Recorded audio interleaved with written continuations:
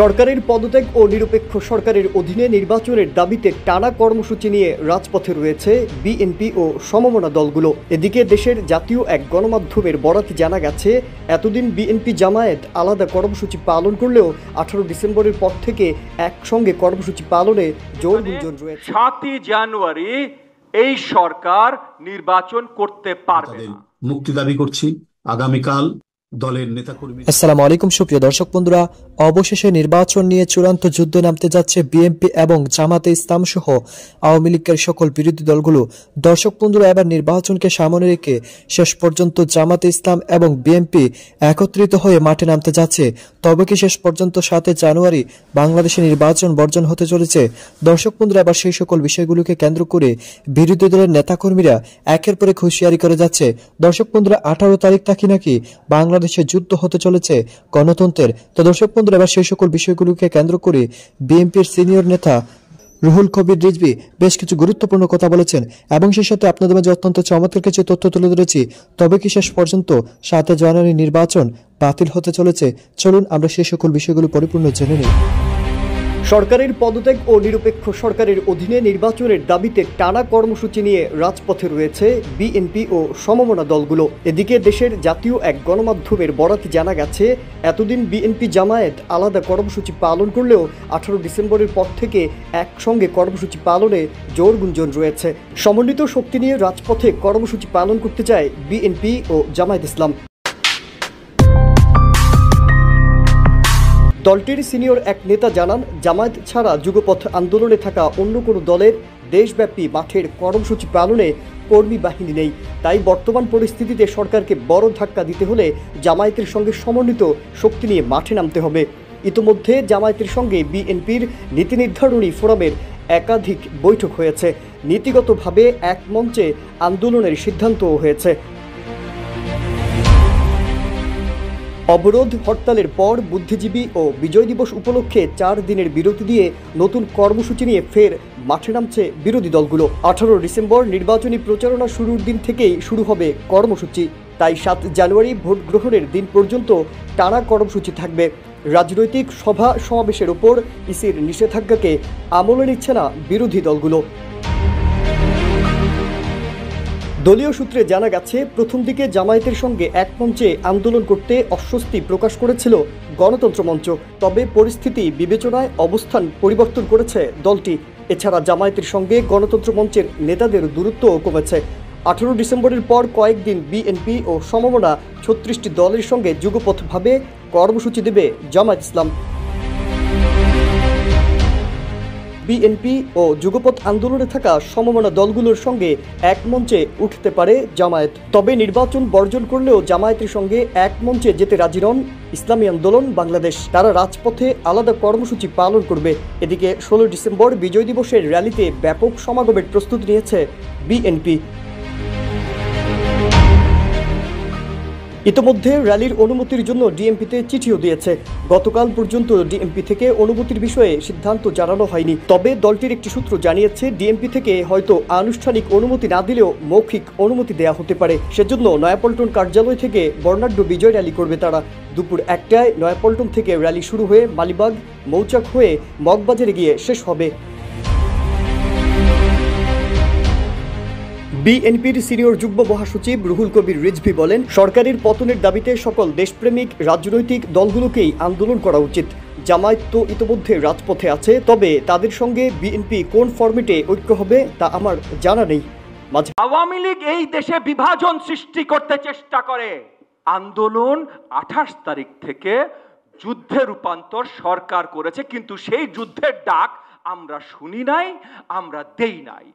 আমাদের প্রয়োজন হলো এখন এই আন্দোলন কিভাবে আমরা এমন সার্থকতার পর্যায়ে নিয়ে যাব যেখানে 7 জানুয়ারি এই সরকার নির্বাচন করতে পারবে না। এবং শুধু নির্বাচন করতে পারবে না সেটা না, শুধু নির্বাচন ঠেকায় লাভ নাই ভাই। 7 তারিখের জায়গায় 10 তারিখে নির্বাচন করলো, দেশের কিছু বদলালো না, জনগণের ভাগ্যের কিছু বদলালো না, রাজনীতিতে কিছু বদলালো না।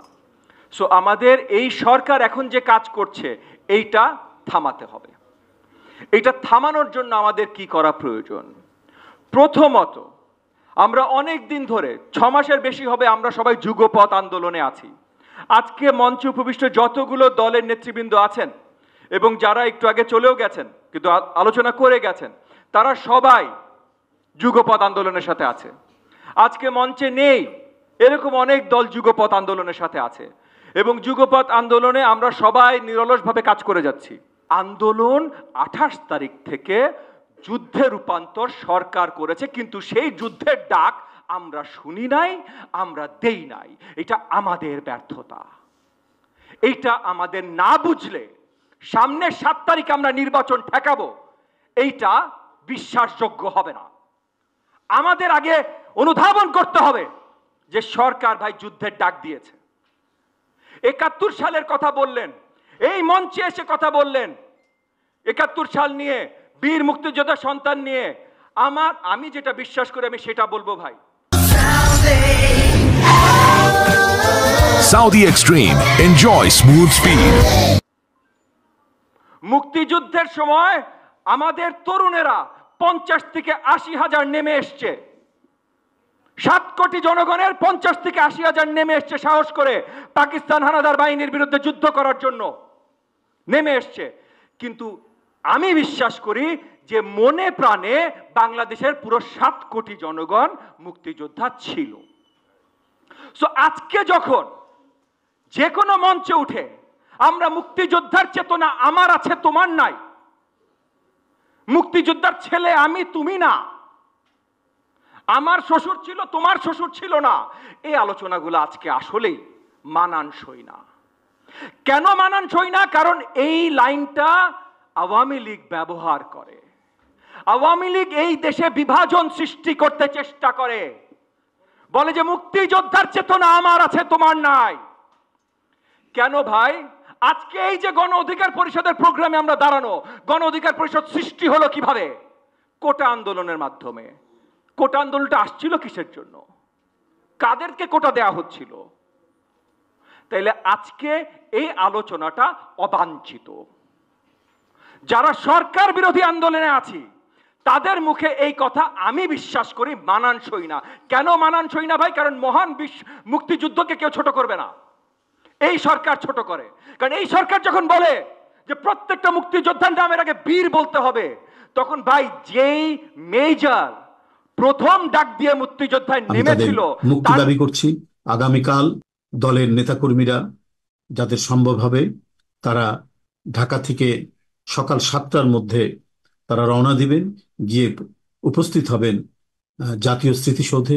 সেখানে বীর শহীদদের তাদের যে মহান আত্মত্যাগ এবং তাদের প্রতি শ্রদ্ধা জানিয়ে সেখানে পুষ্পার্ঘ্য অর্পণ করা হবে। তারপরে সেখানে পুষ্পার্ঘ্য অর্পণ করে ফিরে আসবেন ঢাকায়, এসে মহান স্বাধীনতার ঘোষক শহীদ রাষ্ট্রপতি জিয়াউর রহমানের মাজারে পুষ্পস্তবক অর্পণ এবং ফাতিহা পাঠ করা হবে।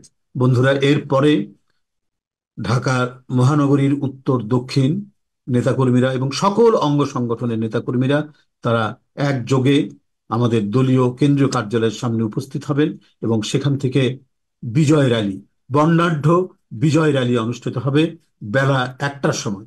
বেলা 1টার সময় দলীয় প্রধান কার্যালয়, কেন্দ্রীয় কার্যালয় নয়াপল্টনস্থ বিএনপির কেন্দ্রীয় কার্যালয়ের সামনে থেকে আমাদের বিজয় র্যালি অনুষ্ঠিত হবে এবং সেটি মগ বাজারে গিয়ে থামবে।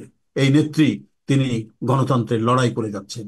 আজকে বন্দী, আজকে বিনা চিকিৎসায় তাকে তিলে তিলে হত্যার ষড়যন্ত্র চলছে, কিন্তু তারপরেও তিনি দেশের মানুষ এবং দেশ ছেড়ে তিনি। তো দর্শক বন্ধুরা, আপনারা হয়তো পুরো ভিডিওটি দেখে এবং এই সকল কথাবার্তাগুলো শুনে অবশ্যই বুঝতে পেরেছেন অবশেষে নির্বাচনকে সামনে রেখে মহা বিপদে পড়তে যাচ্ছে সরকার। কারণ সরকার বিএনপিকে না নিয়ে একের পর এক তারা এগিয়ে যাচ্ছে, অথচ বিএনপি এখনো কিছুটা নিশ্চুপ রয়েছিল। তো দর্শক বন্ধুরা, এবার 18 ডিসেম্বর থেকে পরিপূর্ণভাবে মাঠে নেমে একের পর এক কঠিন হুঙ্কার দিচ্ছে। তো দর্শক বন্ধুরা, যদিও শেষ পর্যন্ত জামাতে ইসলাম এবং হেফাজতে ইসলাম সহ সকল দলগুলো বিএনপির পক্ষ নেয়, তাহলে কঠিন কিছু হতে যাচ্ছে সরকারের জন্য। তো দর্শক বন্ধুরা, আপনারা পুরো ভিডিওটি দেখে এবং এই সকল আলোচনাগুলো শুনে আপনারা কি বুঝতে পেরেছেন? তবে কি শেষ পর্যন্ত চূড়ান্ত ঘোষণা হয়ে গিয়েছে? তো দর্শক বন্ধুরা, বিষয়ে আপনাদের মতামত অবশ্যই কমেন্ট করে জানিয়ে দিবেন। তো দর্শক বন্ধুরা, ভালো থাকুন, সুস্থ থাকুন। আল্লাহ হাফিজ। আসসালামু আলাইকুম ওয়া রাহমাতুল্লাহি ওয়া বারাকাতুহু।